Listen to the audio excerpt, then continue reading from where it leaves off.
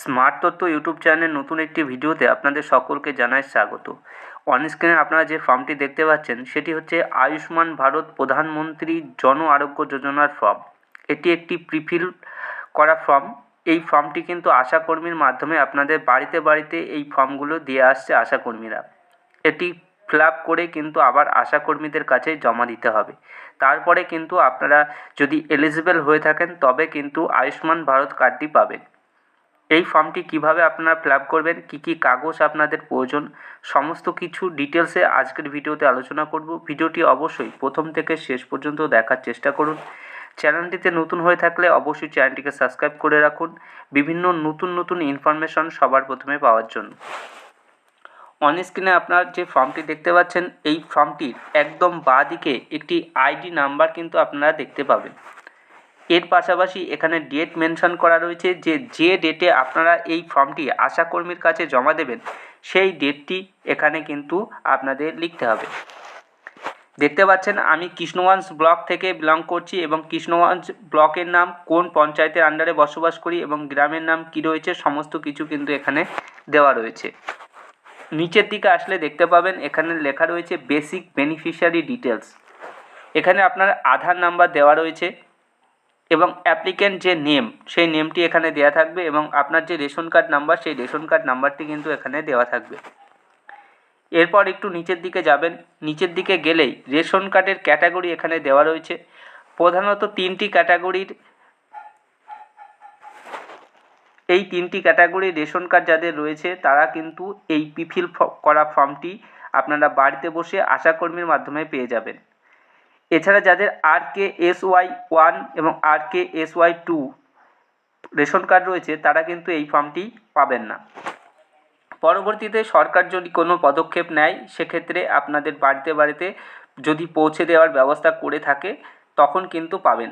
এই মুহূর্তে কিন্তু RKS1 এবং RKSY2 যে সমস্ত ব্যক্তির রেশন কার্ড রয়েছে তারা কিন্তু এই প্রিফিল করা ফর্মটি পাবেন না।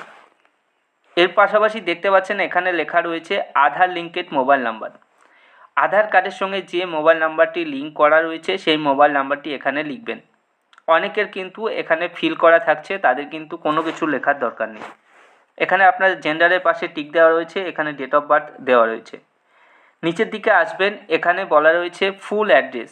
অনেকের কিন্তু এখানে ফিল করা থাকছে, যাদের ফিল করা থাকছে তাদের কোনো কিছু করার দরকার নেই। যাদের ফিল করা নেই তারা প্রথমে ভিলেজের নাম লিখবেন, এরপর পোস্ট অফিস লিখবেন, তারপরে থানা লিখবেন, তারপর ডিস্ট্রিক্ট, তারপরে আপনার পিনকোড নাম্বারটি এখানে লিখে দেবেন। নিচের দিকে আসবেন, নিচের দিকে আসলে আপনার ঠিকানার ডিটেলস দেখতে পাবেন। এখানে ডিস্ট্রিক্টের নাম, ব্লকের নাম, কোন পঞ্চায়েতের আন্ডারে বসবাস করেন সেই পঞ্চায়েতের নাম এবং হেড অফ দ্য ফ্যামিলি কে রয়েছে সেই ব্যক্তির নাম এখানে দেওয়া রয়েছে। এখানে প্রথমে আপনাদের বলে রাখি, অন্নপূর্ণা ভান্ডার ফর্ম ফিল আপ করার সময় আপনারা কিন্তু এই জিনিসটি ফলো করেছেন, টোটাল ফ্যামিলি মেম্বার। এখানে টোটাল ফ্যামিলি মেম্বার কতজন রয়েছে, হেড অফ দ্য ফ্যামিলি ধরে টোটাল আপনার ফ্যামিলিতে কতজন ফ্যামিলি মেম্বার রয়েছে সেটি কিন্তু এখানে লিখে দেবেন। এখানে প্যান কার্ড নাম্বার লিখবেন অবশ্যই, যিনি অ্যাপ্লিকেন্ট সেই ব্যক্তির প্যান কার্ড যদি থাকে এখানে অবশ্যই লিখে দেবেন, যদি না থাকে দেওয়ার প্রয়োজন নেই। এখানে পরবর্তীতে চলে আসি, এটি কিন্তু খুব গুরুত্বপূর্ণ এবং ভাইটাল জায়গা।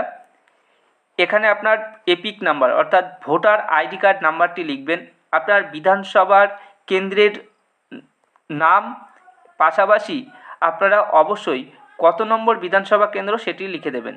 এখানে পার্ট নাম্বার কি রয়েছে এবং ভোটার লিস্টের সিরিয়াল নাম্বার কি রয়েছে আপনার, এগুলি কিন্তু ডিটেলসে পেয়ে যাবেন। 2026 সালে বিধানসভা ভোটের আগে বিএলআরও কিন্তু আপনাদের বাড়িতে বাড়িতে ভোটার স্লিপ দিয়ে এসেছিল, সেই ভোটার স্লিপে কিন্তু ডিটেলস দেওয়া রয়েছে।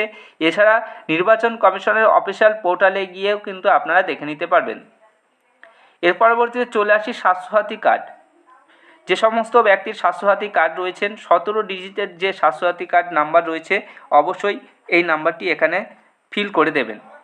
স্বাস্থ্যসাথী কার্ডে কার কার নাম রয়েছে অবশ্যই দেখে নিতে চাইলে স্বাস্থ্যসাথী কার্ডের অফিসিয়াল ওয়েবসাইটে গিয়ে সেখানে আধার কার্ডের মাধ্যমে কিন্তু আপনারা দেখে নিতে পারবেন।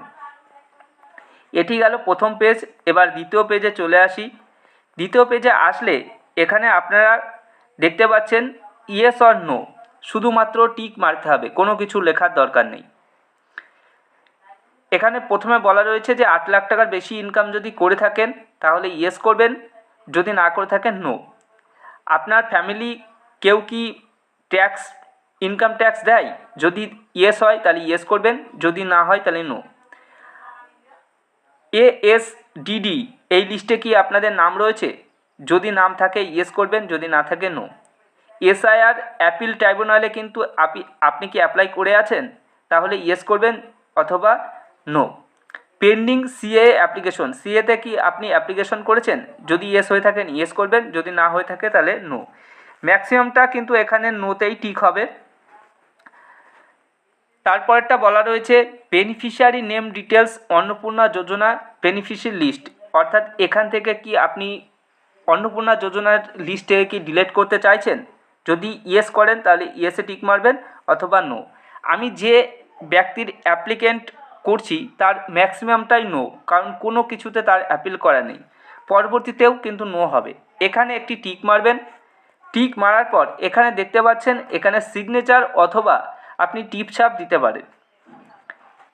এরপর এই যে ঘরটি দেখতে পাচ্ছেন এই ঘরটি কোনো কিছু ফিল আপ করার দরকার নেই, এবং নিচের যে ঘরটি রয়েছে অফিসিয়াল ইউজ অনলি, এখানে কিন্তু আপনাদের কোনো কিছু ফিল করার দরকার নেই। জাস্ট অতটুকু ফিল করে আপনি আপনার আশাকর্মীর কাছে কিন্তু জমা দেবেন। এক্ষেত্রে যদি আপনি এলিজিবল হয়ে থাকেন তবে কিন্তু আপনি আয়ুষ্মান ভারত কার্ডটি পেয়ে যাবেন। এই ছিল আজকের ভিডিও। অবশ্যই ভিডিওটি প্রচুর বন্ধুদের কাছে শেয়ার করুন। চ্যানেলটিকে সাবস্ক্রাইব করে না থাকলে অবশ্যই চ্যানেলটিকে সাবস্ক্রাইব করে রাখুন।